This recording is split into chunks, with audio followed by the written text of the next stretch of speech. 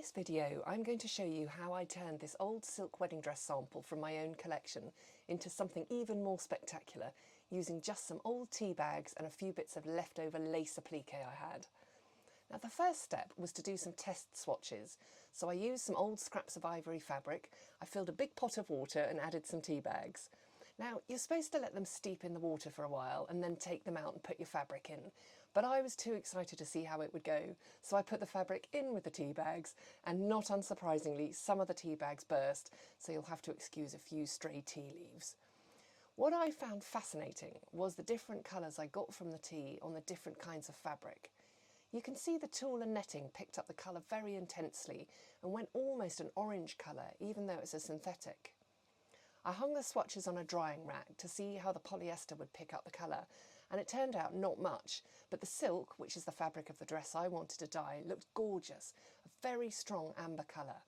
So when it was time to dye my sample wedding dress, I put on my shorts, dismantled my mannequin, and then took the dye bath and the dress out into the garden. I wanted an ombre effect where the lower part of the skirt is much lighter than the top part, and then the darker shade continues into the bodice. So I dunked the whole thing in with the tea, along with a bit of salt as a fixative, and I pulled the lower section of the skirt out almost straight away and kept on lifting it out so only the top part remained for longer than a couple of minutes. It was so exciting to see how the colour came out, and if you want to give this a try but you want a darker effect, you can just leave your dress in the dye bath for longer. I used the garden hose to wash the excess dye out and then hung the bodice and skirt on the washing line.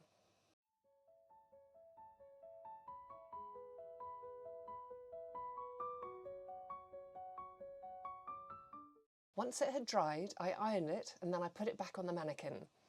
I decided to add an ivory tulle sample skirt over the top of the dyed skirt, just to soften it a little, and then one by one I added the little lace applique flowers so they drifted down the bodice onto the skirt.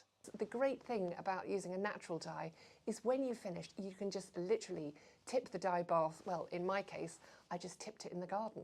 I'd love to know how your project goes, so whether you're dyeing a wedding dress or something else, you'll find lots more videos on my channel about dyeing, natural dyeing and transforming your wedding dress. So do subscribe if you enjoyed this, and I'll see you next time.